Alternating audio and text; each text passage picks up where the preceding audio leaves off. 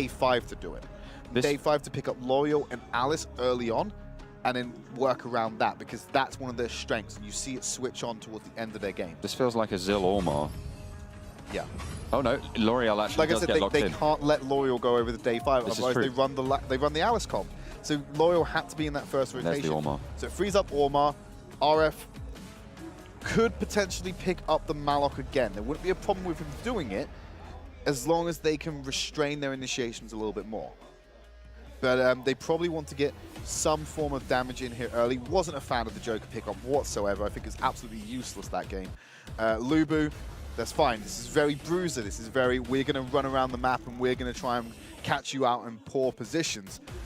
And that's something they struggled with last game, I think. Could always go with Zuka as well to try and get the continuous stun sort of on L'Oreal.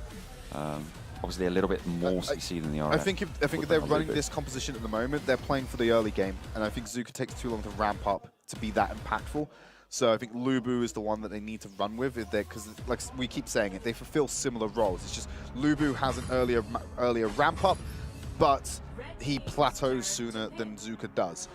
Zenial, a lot of play being seen on that one, has the global aspect for it.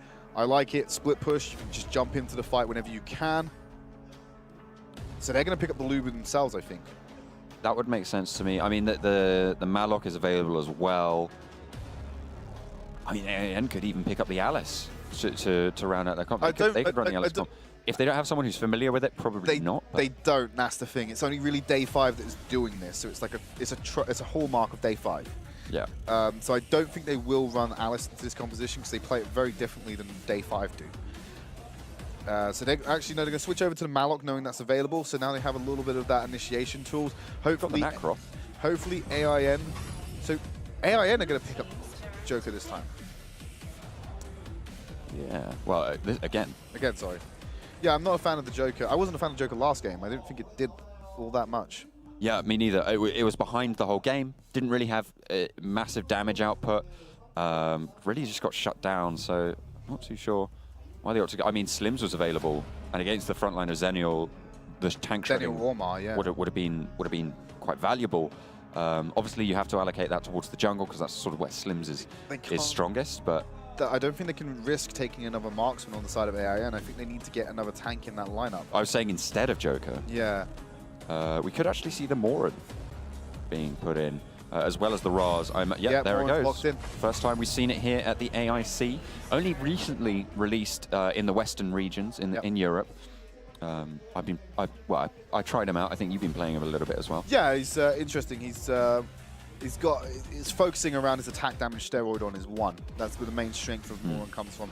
He's got a little bit of safety in the form of a knockback and an AoE slow. It deals damage over time. That slow becomes a stun if you use your knockback to shoot them into it. Yeah. So it's a lot of cool mechanics that come into play with Moran. Interesting to see how day 5 adopt it into their composition. I think AIN need to pick up a tank here. I don't see Malok solo sustaining this. Tara, good option, high sustain. Really the only option they had left, looking at how many tanks have been picked up already or banned away. So definitely a frontline clash coming out for both of these teams. Raz trying to be harrying from the sideline, and L'Oreal will be able to pump out the magic damage for AIN. Moran's actually quite a good answer to Malok now that I think about it. Because Malok will come in, he'll get the knock-up. Moran can pop his 1, he has the movement speed buff as well as the attack speed, so he can try and get out of the radius the second he sees it. He should be able to sprint out of the knock-up. Then if Malok tries to go on him even further, he can knock him back. Not only that, Moran can set up a nice trap for the Malok. If the Malok drops down, he throws down his ultimate behind the center of the circle where Malok's going to drop, immediately knock him back into it, creating a stun and stopping the engage altogether. Because you don't just knock back one person, whoever's in that range, they will all get knocked back. So if they try to follow up on the Malok, he can stun multiple members of the team whilst dealing damage and allowing a reset of the fight for his team. So I quite like the Moran pickup into Malok.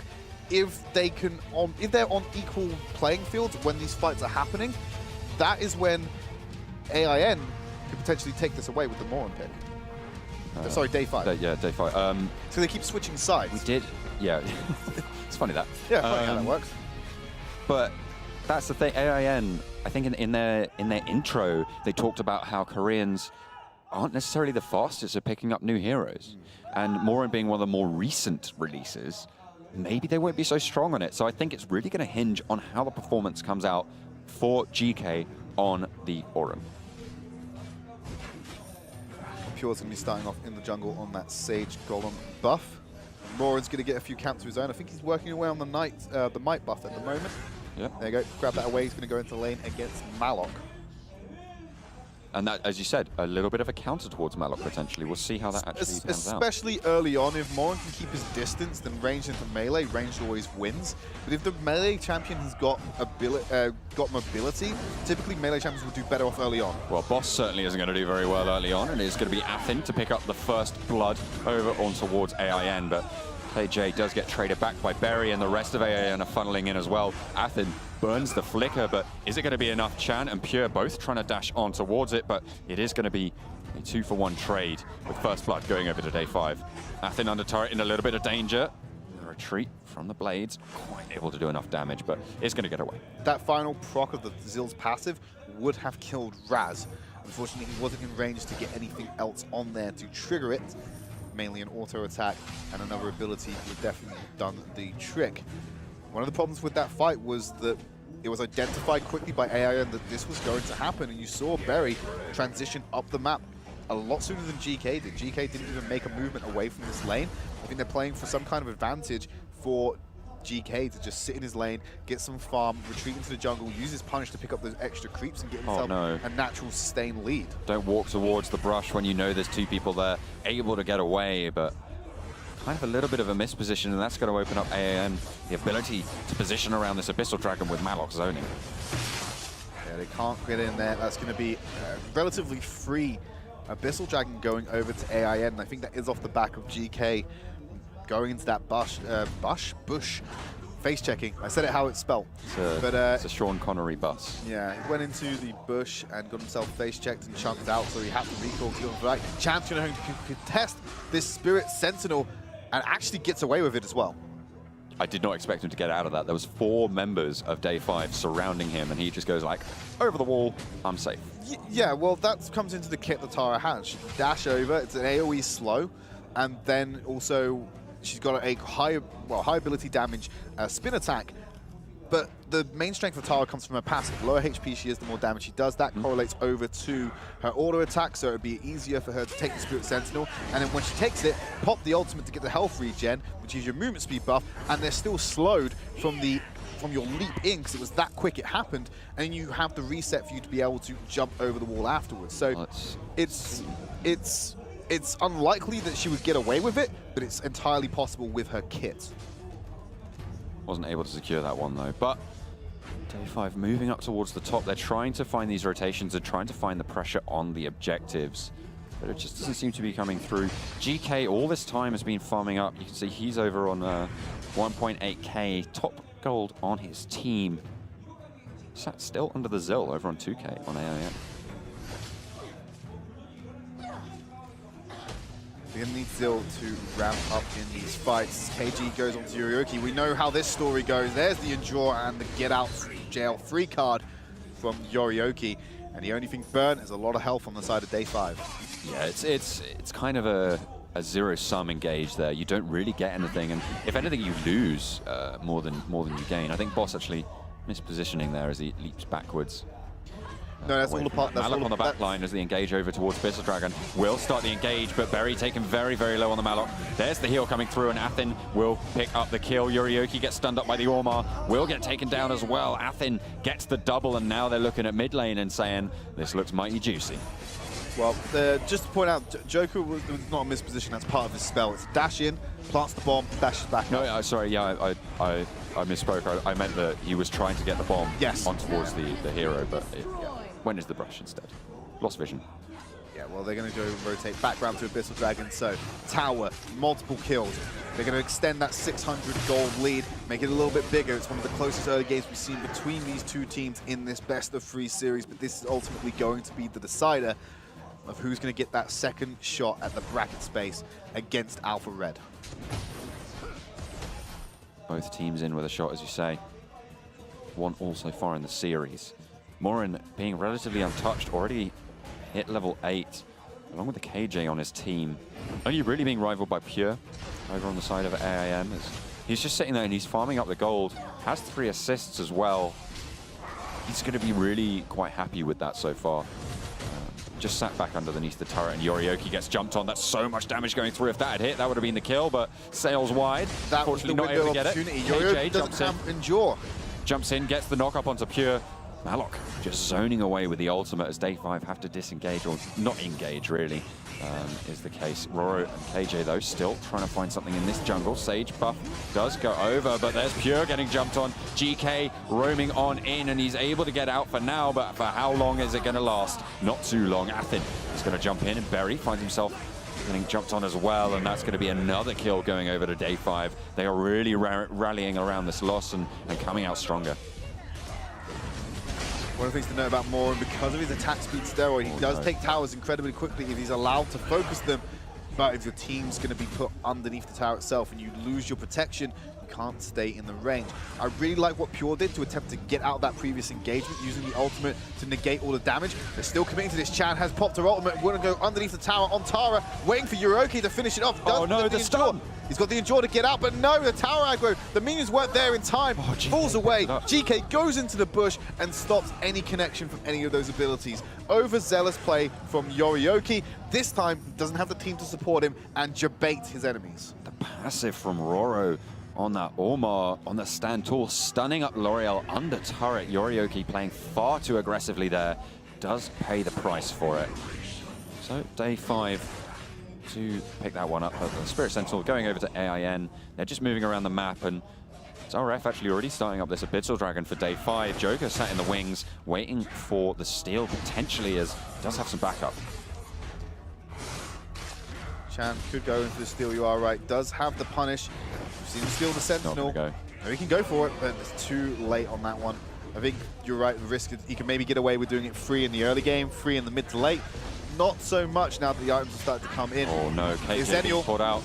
Zenial, but there's the global ultimate from RF, the zoning ult from Malok as he jumps in, the knock up as well, and Athen charges on through, gets the kill onto Berry, the slow onto Boss, that's going to be picked up as Yorioki now last man left standing in the top lane, and he's just going to get shut down instantly as Day 5 pick up 3 quick kills. That's twice now Yorioki has created some problems for AIN by not playing and respecting her own cooldown on Endure. Yeah, the bot lane turret falls as well. That's 2 turrets getting taken straight away by Day 5, and it's a return to their first game, really. GK, sorry, so solid. Just consistently farming, pushing, roaming up for the fights, consistent damage in those. He is able to just be a linchpin for the rest of his team. Roro needs to back off of this one. Need to be careful. There it was. Got the stun onto Chan as he tried to get the movement speed buff. He got knocked back into the ultimate, stunned up. That is what I think is going to happen to Malok if he tries to initiate while that is on cooldown. Look at that! The double tap from the one shreds through people like Malok. It will decimate them. It's an empowered auto attack buff. It's just going to get reset every 4 auto attacks. It's a loop that feeds into itself. Yeah. And the only thing that limits it is mana. Absolutely, and if you've been to base recently, that's, you know, you're fine. And if you get, you know, something like that, he's trying to do it again, trying to proc that. Mana relatively low for GK, so might run out in the next fight. But Boss is just going to take the poke from Athen and have to back off a little bit. But the turret go down. Yeah, Sage got on buff going over to GK. That's going to help him keep proccing that auto attack steroid, get himself those empowered auto attacks with a faster rate and build the resets quicker. Like I said, the only limitation on him continuously having that empowered auto attack up is mana. With the Sage Golem buff, completely counteracts that problem. Yeah, he's just going to be able to pump out so much damage in all of these fights. This is where he's going to shred down the mid lane turret. He's just waiting for the wave. It's a little bit far behind. It's just about to cross over. Doesn't even need the wave. I mean, I think he does, because you've got 3 members of the team underneath it. I don't think, if you send a tank under there, yeah, Moran could probably get the tower, but you're going to lose your tank. So it just means you'll get engaged on afterwards. Instead, they're going to turn their focus to the top lane. Berry has to use the ult defensively, jumping away. Day 5, we're going to collapse on it, but that's going to draw people up towards the top lane, and that's just going to fall straight away. Roro actually the one to take it. Moran not even needed there. And the damage onto Pure, you see, that was just 1 auto. That's over, I believe that's over like 300 health just on a standard auto.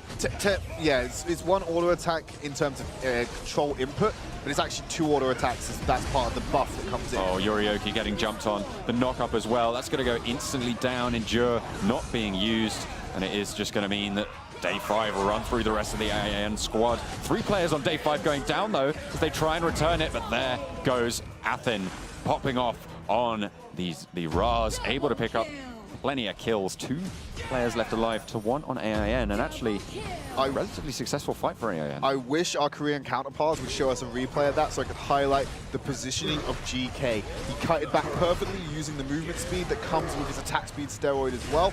Backed out of it, kited back the Malok, and then when the tide turned, he just used that ability aggressively and went in and took down the remainder of the AIN lineup. And it secures them a tasty Darkslayer buff, knowing that they just dominated that team fight. GK's positioning in that fight was perfect. Very, very strong. And again, Morin being picked up, a newer hero being adapted to by this Korean team. Counter to what potentially the AIN squad would have led you to believe. They have picked it up and been very, very effective with it. And that is going to be the Dark Slayer buff as well. Could potentially be the game if AIN misstep here.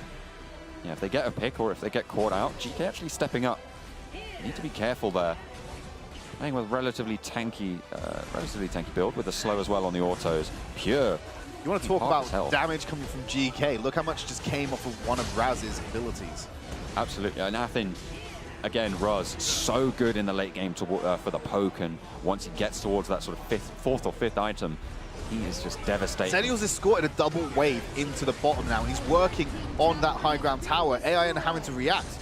They have to move down, and that's going to cost them their mid turret if Day 5 opt to go for it, but instead they sort of move down. I think it was a little bit of a late call, but they are just going to roll in and take it now. The bot lane turret will be next on the card. They could tank that high ground tower and just take it without the minion wave. Yeah, they just need Morin to get in position. GK, with that attack speed steroid, RF needed to be there tanking, but now AIN are in the region. It's too risky, even with Slayer. They have the wave, so they're just going to push in, take that down. Yorioki could go down as well. Endure gets popped, but how long is that going to save you?